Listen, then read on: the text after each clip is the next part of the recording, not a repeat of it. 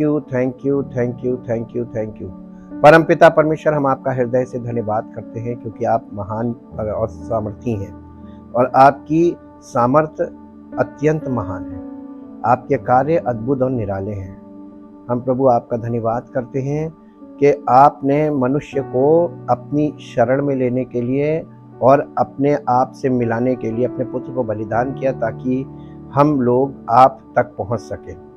और इस पहुंच को बनाने के लिए अपने पुत्र के बलिदान के द्वारा वो मार्ग तैयार किया है जिसके द्वारा हम परमेश्वर तक पहुंचते हैं। हम धन्यवाद करते हैं कि आपका पवित्र आत्मा हमारी अगुवाई करता है इस मार्ग में आपके पवित्र वचनों के द्वारा, और आपके पवित्र वचन हमारी आंखों को ज्योतिर्मय करते हैं ताकि हम सत्य को पहचाने और सत्य को जाने और सत्य के अनुसार चलें और हम सबका जीवन आपकी महिमा का कारण बने। धन्यवाद के साथ इस प्रार्थना को आपके इकलौते पुत्र प्रभु यीशु मसीह के नाम से मांगते हैं, आमीन। Praise the Lord.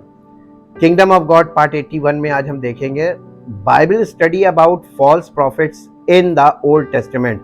वही जो हम लोगों ने सैटरडे को किया था उसी का ये सेकंड पार्ट है। दूसरा पत्रस 2 अध्याय और उसके पहले पद में लिखा हुआ है कि जैसे उनमें झूठे भविष्यवक्ता होते थे वैसे ही तुम में झूठे उपदेशक होंगे, झूठे उपदेश देने वाले होंगे। इसके तीसरे और चौथे पॉइंट को देखेंगे। पहला दूसरा हम लोगों ने सैटरडे को देखा था। एथिकल टेस्ट यानी नैतिक परीक्षण, झूठे भविष्यवक्ता का नैतिक परीक्षण भी हमें करना है। नैतिक परीक्षण, false prophets do not live up to the God's law and do not clearly speak out against sin, यानी झूठे जो भविष्यवक्ता हैं वो परमेश्वर के नियमों के अनुसार नहीं जीते हैं और पाप के विरुद्ध स्पष्ट रूप से नहीं बोलते हैं। The prophet Ezekiel accused false prophets, ये जो यहेजकेल भविष्यवक्ता ने झूठे भविष्यवक्ताओं पर आरोप लगाया। और क्या आरोप लगाया वो हमको मिलेगा इज़ेकियल चैप्टर 13 वर्स 8 to 10। यहेजकेल 13 अध्याय का 8 से 10 पद पढ़िए। इस कारण प्रभु यहोवा तुमसे यानी झूठे भविष्यवक्ताओं से यूं कहता है, तुमने जो व्यर्थ बात कही और झूठे दर्शन देखे हैं, इसलिए मैं तुम्हारे विरुद्ध हूं। प्रभु यहोवा की यही वाणी है। जो भविष्यवक्ता झूठे दर्शन देखते और झूठ मूठ भावी कहते हैं, मेरा हाथ उनके विरुद्ध होगा। ये परमेश्वर का आत्मा बोल रहा है जी। और वे मेरी प्रजा की मंडली में भागी ना होंगे, ना उनके नाम इज़राइल की नामावली में लिखे जाएंगे और ना वे इज़राइल के देश में प्रवेश करने पाएंगे। इससे तुम लोग जान लोगे कि मैं प्रभु यहोवा हूं, क्योंकि क्योंकि उन्होंने शांति है ऐसा कहकर मेरी प्रजा को बहकाया है, जबकि शांति नहीं। आज भी वो यही करते हैं। जब आपसे कोई कुशल की बात कहे समझ जाना कि झूठा भविष्यवक्ता आपसे हमेशा अच्छी बात करेगा, कुशल की बात करेगा, अरे सब ठीक है, अरे सब ठीक है। जब ये वाली बात लोग करने लगे वो उस पर कान मत लगाना, यानी इस बात पे ध्यान मत देना क्योंकि ये झूठी होती है। वो लोग पुराने नियम में भी यही करते थे। पुराने नियम में इजराइलियों के बीच में जो झूठे भविष्यवक्ता थे वो कहते थे शांति है, और जबकि शांति नहीं है, परमेश्वर का वचन बताता है जी। और इसलिए कि देखिए अब इसको एक एग्जाम्पल से बता रहा है, इसलिए कि जब कोई दीवार बनाता है तब वे उसकी लेसाई का मतलब प्लास्टर, कच्चा प्लास्टर करते हैं। कच्चा प्लास्टर करते हैं और जब उस पर बारिश पड़ती वो कच्चा प्लास्टर गिर जाएगा, है ना। तो यीशु मसीह ने कहा मैं अपनी कलीसिया बनाऊंगा और उस पर अधोलोक के फाटक प्रबल नहीं होंगे, आंधियां चलेंगी, तूफान आएंगे और वो घर गिरेगा नहीं।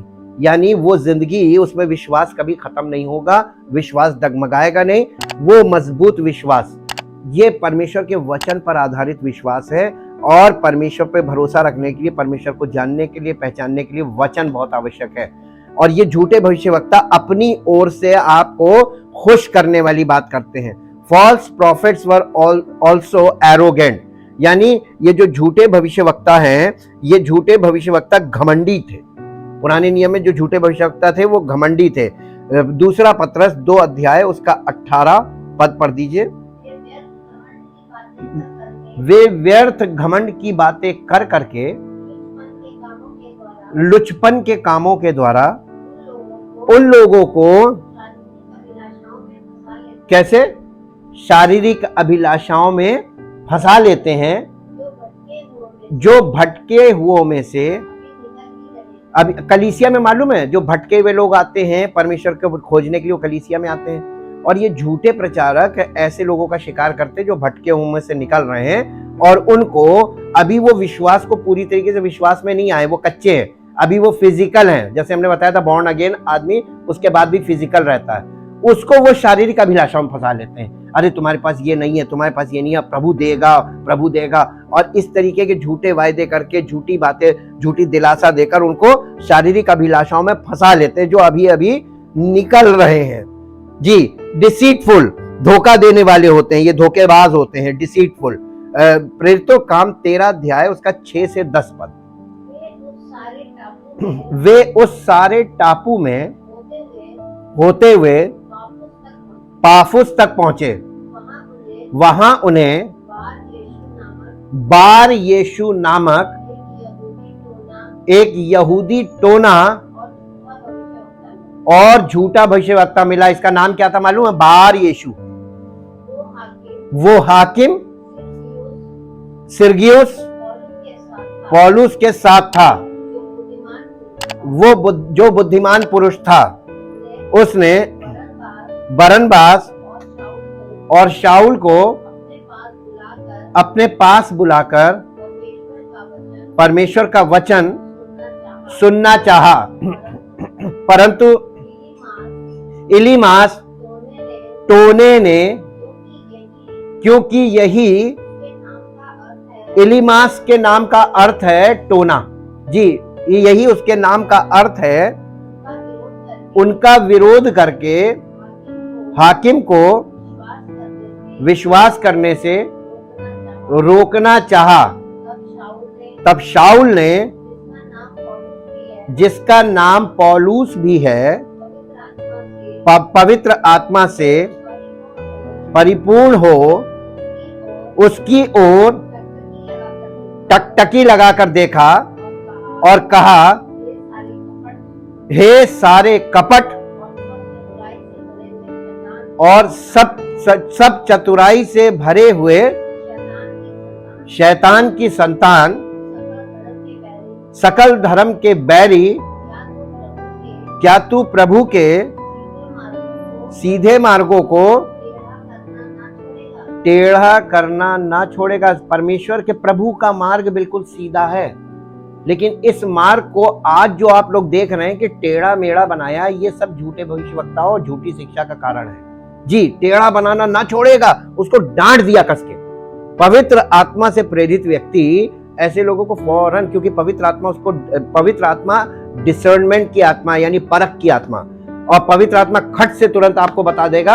अगर आपके अंदर है तो आपको तुरंत एक एलर्जी सी हो जाएगी, ये व्यक्ति गलत है, आपको वहां कनेक्शन होगा नहीं, और उससे पता चल जाएगा कि ये व्यक्ति लोगों को विश्वास करने से या वचन सुनने से या वचन पर मन लगाने से रोक रहा, ये पहचान होती है। अब इसके बाद देखते हैं कि and often preached only for पे। अब ज्यादातर ये जो झूठे भविष्यवक्ता हैं, ये उनका जीवन परमेश्वर के प्रकट वचन के अनुरूप नहीं, और अक्सर केवल वेतन के लिए प्रचार करते थे।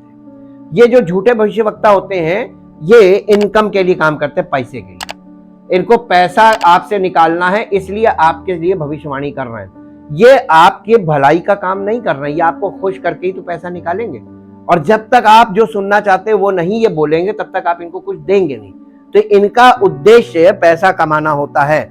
दे एंड ऑफन, ऑफन का मतलब प्राय, अक्सर, प्रीच्ड ओनली फॉर पे।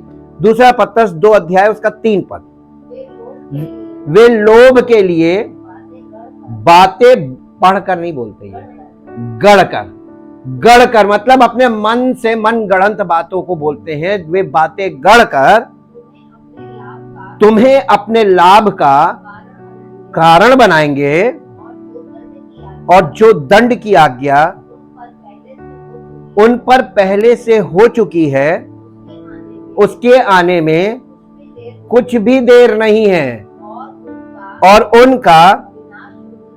उनका विनाश ऊंघता नहीं, यानी उनका विनाश बिल्कुल निकट आ रहा है। जैसे जैसे सेकंड कमिंग आ रही है उनका विनाश आ रहा है। अब इसी के साथ साथ एक पद और पढ़िए, 1 तीमुथियुस 6 अध्याय और उसका 5 पद। और उन मनुष्यों में, यानी झूठे भविष्यवक्ता जहां पर हैं और उनकी मंडली में, उन मनुष्यों में, यानी झूठे भविष्यवक्ताओं की जो मंडली है उनमें व्यर्थ रगड़े झगड़े उत्पन्न होते हैं, जिनकी बुद्धि बिगड़ गई है और वे सत्य से विहीन हो गए हैं, जो समझते हैं कि उनके अंदर मालूम क्या सोच काम करती है कि भक्ति कमाई का द्वार है। आज आप ये बताइए कि भक्ति के साथ, भक्ति में भक्ति कमाई का द्वार है, ये कहां? हर जगह तो यही मानसिकता काम कर रही है। लोग भक्ति में जा रहे हैं, एक तो भक्त हैं जो जा रहे हैं और जो वहां पर बैठे हुए हैं वो लोगों की तो इस समय लॉटरी खुली हुई, क्योंकि जितने ज्यादा भक्त आ रहे हैं उनकी कमाई बढ़ रही है। भक्ति कमाई का द्वार है। इसको सिस्टर इंग्लिश में पढ़ दीजिए, 1 तीमुथियुस चैप्टर 6 वर्स 5 इन इंग्लिश। ये बहुत इंपॉर्टेंट चीज है और आज ये बहुत आसानी से आप देखकर अंडरस्टैंड कर सकते हैं। आपको पढ़ने में, बाइबल पढ़ने से ज्यादा है आप जो हो रहा है, सर्कमस्पेक्ट बनिए कि चारों तरफ क्या चल रहा है। और आप जब यहाँ वचन सुनने आते हैं तो आपको तुरंत पता चल जाएगा कि ये चल रहा है जी। And protected, wrangling and wearing, discussion and prepritual friction among men who are corrupted in mind and bereft of the truth, who imagine that godliness and righteousness is a source of profit, money making business, a means of livelihood, from such withdraw। ये यानी एक मानसिकता है जो आज काम कर रही है और परमेश्वर के मार्ग को इन लोगों ने इनकम के मार्ग में बदल लिया। लोगों से इनकम करो, धार्मिकता के मार्ग में ये सब देखा आपने। यीशु मसीह ने उस जमाने में मंदिर में से सारे व्यापारियों को निकाला था। क्यों निकाला था? क्योंकि उसको मालूम था कि इसके बाद कलीसिया में व्यापार ही होएगा और आज व्यापार ही हो रहा है जी। अब इसके साथ their lives were not in line with God's revealed word. उनका जीवन, जो झूठे भविष्यवक्ता है, उनका जीवन परमेश्वर के लिखित वचन को, जो पहले से हमें मिला हुआ है, रिवील्ड वर्ड, ये जो हमारे पास बाइबल है, Bible is the revealed word of God, इसके अकॉर्डिंग उनका जीवन नहीं होगा। People can give the impression of being Holi, यानी ये लोग ऐसे हैं जो परमेश्वर के वचन के अनुरूप नहीं है इनका जीवन। लोग पवित्र होने का आभास दे सकते हैं, इनके जीवन को देखकर आपको लगेगा ये बहुत पवित्र है, इंप्रेशन आपके ऊपर होगा कि ये पवित्र है, लेकिन impression of being Holi, even saying all the righteousness, और ये धार्मिकता की बात भी करेंगे, हाँ, यहां तक कि सभी सही बातें कह सकते हैं या आपको सही बातें कहते हुए मिलेंगे। धोखा क्या है इसमें? वो देखने में भी आपको पवित्र लगेंगे और बातें भी सही करेंगे, लेकिन आगे क्या लिखा? इनका जीवन परमेश्वर की वचन के अनुसार नहीं होगा। Yet Jesus said they are like wolves dressed in sheep's clothing. इसी तरीके के व्यक्तियों के लिए यीशु मसीह ने कहा था, इसी तरीके के प्रचारकों के लिए, इसी तरीके के सेवकों के लिए बताया था कि ये वो लोग होंगे जो भेड़ के भेष में भेड़िए, यानी देखने में बिल्कुल भेड़, भेड़ का मतलब प्रभु के सेवक, लेकिन ये अंदर से क्या होंगे मालूम है? हाँ, तो ये फॉल्स प्रॉफिट होंगे अंदर से, लेकिन देखने में ये सच्चे परमेश्वर के सेवक लगेंगे, एकदम लगेगा पवित्र हैं, बातें भी सही सही करेंगे। मत्ती रचित सुसमाचार 7 अध्याय 15 पद इन्हीं के विषय में यीशु मसीह बोल रहा है। झूठे भविष्यवक्ताओं से सावधान रहो, जो भेड़ों के भेष में तुम्हारे पास आते हैं, परंतु अंतर में वे फाड़ने वाले भेड़िए हैं, इनसे सतर्क रहो। और इसके बाद चौथा पॉइंट है, बाय देयर फ्रूट, उनके फलों से, उनके फलों से हमको उनको पहचानना है। Jesus himself established this test, ये वाला जो परीक्षण है ये यीशु मसीह ने खुद से स्थापित किया। मत्ती रचित सुसमाचार 7 अध्याय उसका 16 और 17 पद, उनके फलों से तुम उन्हें पहचान लोगे, क्या लोग झाड़ियों से, अंगूर या ऊंट कटारों से अंजीर तोड़ते हैं। इस प्रकार हर एक अच्छा पेड़ अच्छा फल लाता है और निकम्मा पेड़, देखिए जो बुरा फल है वो किसमें से आता है? पेड़ कौन सा है? नहीं, बुरा पेड़ नहीं है। निकम्मे का मतलब क्या होता है? जो देखिए, आप किसी को निकम्मा कब कहते हैं? जो कोई काम नहीं करता वही तो निकम्मा है ना। इसमें दो बातें हैं, या तो वो करता नहीं है, या वो करना चाहता नहीं है, या वो कर नहीं सकता।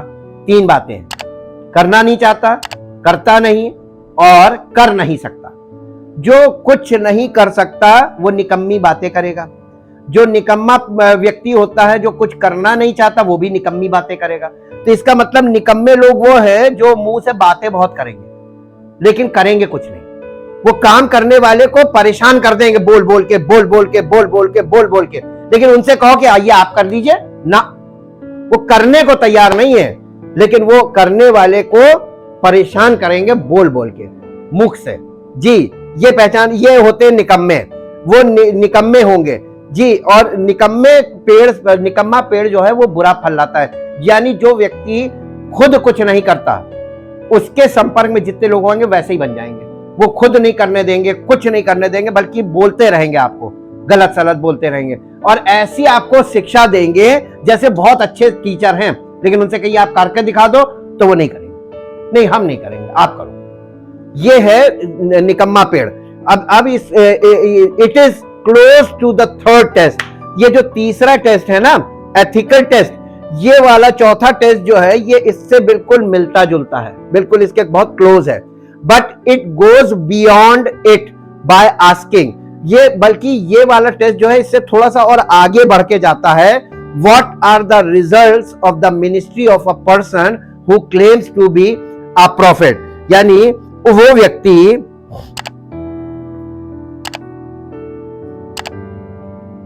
लेकिन ये पूछकर इससे आगे निकल जाता है, उस व्यक्ति की सेवकाई के क्या परिणाम होते हैं जो भविष्यवक्ता होने का दावा करता है।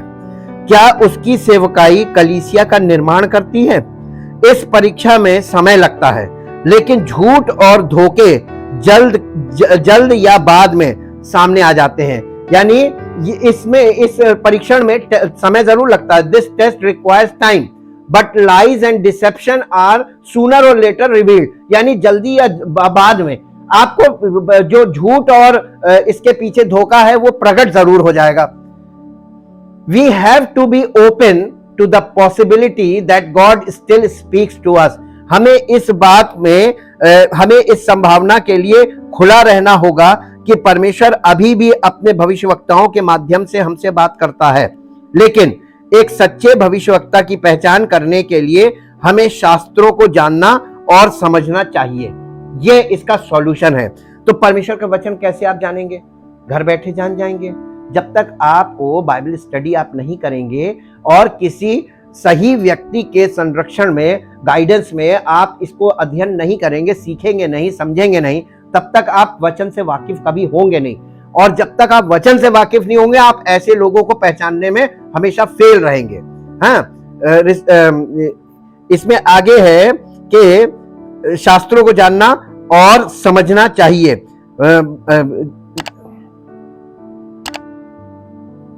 लेकिन एक सच्चे भविष्यवक्ता की पहचान करने के लिए हमें शास्त्रों को जानना और समझना चाहिए। हमें एक सच्चे भविष्यवक्ता होने का दावा करने वाले व्यक्ति की शिक्षाओं और जीवन शैली का परीक्षण करने के लिए परमेश्वर के प्रेरित वचन का उपयोग करना चाहिए।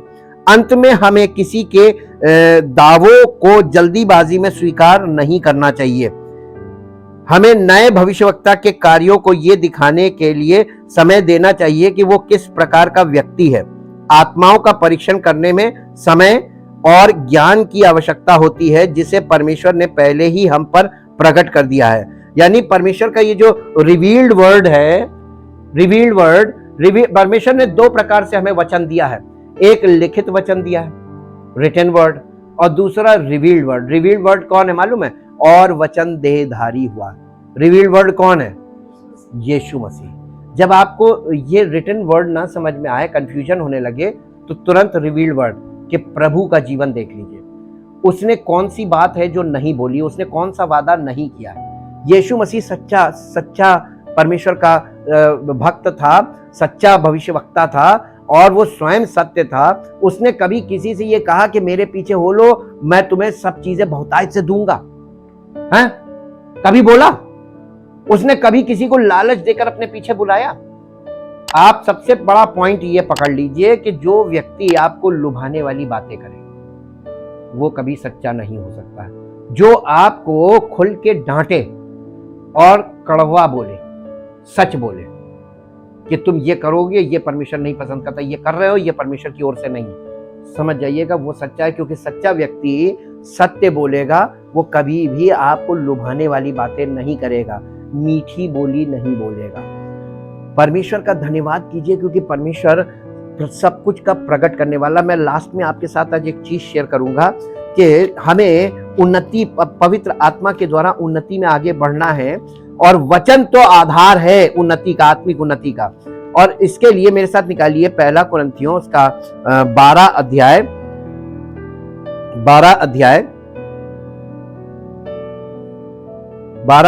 का 4 पद से पढ़िए। वरदान तो कई प्रकार के हैं, परंतु उन वरदानों का जो आत्मा है, यानी पवित्र आत्मा, वो एक ही है। और सेवा भी कई प्रकार की है, परंतु प्रभु एक ही है। तो एक प्रभु है, तो हर सेवा में प्रभु का उद्देश्य एक ही होगा जी। और प्रभावशाली कार्य कई प्रकार के हैं, परंतु परमेश्वर एक ही है। एक ही पिता है, एक ही प्रभु है, और एक ही पवित्र आत्मा है। ये तीनों एक लाइन में है, पिता पुत्र, ये ट्रिनिटी आ गई।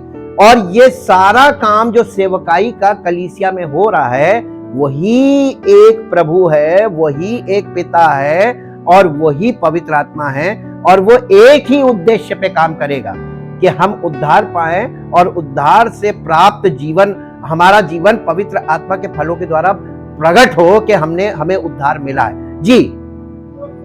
जो सब में हर प्रकार का, देखिए आपको पवित्र आत्मा केवल एक ही गिफ्ट के लिए नहीं मिला है। पवित्र आत्मा के पास सारे वरदान है ना? और आपके अंदर पवित्र आत्मा है, तो सारे वरदान कहां हैं? आपके अंदर है। तो सारे वरदान, जहां पे जिस चीज की जरूरत होगी वो वरदान तुरंत काम करेगा, यानी पवित्र आत्मा तुरंत काम करेगा उस वरदान के द्वारा जी। किंतु सबके लाभ पहुंचाने के लिए हर एक को आत्मा का वरदान अलग है और आत्मा का प्रकाश अलग है। यहां पर दो चीजों का बहुत ध्यान रखिएगा, यहीं पर मिसकैलकुलेशन होगी। आत्मा का प्रकाश हर एक को लाभ पहुंचाने के लिए आत्मा का प्रकाश दिया जाता है, क्योंकि एक को पवित्र आत्मा के द्वारा ये वाला वरदान सबसे बड़ा वरदान है। एक को आत्मा के द्वारा बुद्धि की बातें दी जाती हैं और दूसरे को उसी आत्मा के द्वारा ज्ञान की बातें। और सबसे बड़ा अगर कोई वरदान है नए नियम में तो बुद्धि का वरदान और ज्ञान का वरदान। जी, किसी को उसी आत्मा से विश्वास और किसी को उसी एक आत्मा से चंगा करने का वरदान दिया जाता है। सबसे छोटा वरदान है। जी, फिर किसी को सामर्थ्य के काम करने की शक्ति और किसी को भविष्यवाणी की और किसी को आत्माओं की परख और किसी को अनेक प्रकार की भाषा और किसी को भाषाओं का अर्थ बताना। ये अलग अलग व्यक्तियों को ये वरदान जब आप कलीसिया में हैं तो अलग अलग व्यक्तियों के द्वारा काम करेंगे, लेकिन सबके अंदर सारे वरदान होंगे क्योंकि पवित्र आत्मा वरदानों का आत्मा। जी, परंतु ये सब प्रभावशाली कार्य वही एक आत्मा करवाता है और जिससे जो चाहता है। यानी वरदान आप चूज नहीं कर सकते कि हम ये वाला नहीं लेंगे, ये मंत्रालय है, ये मंत्रालय आप चूज नहीं कर सकते आत्मिक उसमें कि हमको ये वाला मंत्रालय दे दीजिए, हम मेडिकल से हैं आप हमको चंगा करने वाला दे दीजिए, ऐसा नहीं है। वो पवित्र आत्मा डिसाइड करेगा कि किससे क्या करवाना है। जी, क्योंकि जिस प्रकार नहीं, ये इसका लास्ट वर्स फिर से पढ़िए वही, परंतु ये सब प्रभावशाली कार्य वही एक आत्मा कराता है और जिसे जो चाहता है। हाँ, इसको इंग्लिश में पढ़ दीजिए 11वां पद, 11वां पद इंग्लिश में।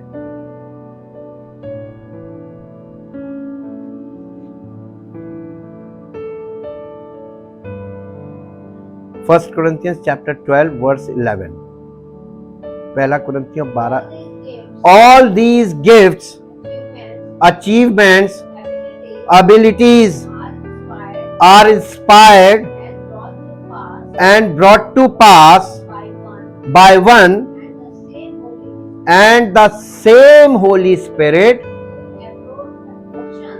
who apportions to each person individually exactly as he chooses। वो जिसको देना चाहेगा उसी को देगा, जब देना चाहेगा तभी देगा और आपको इस्तेमाल करेगा।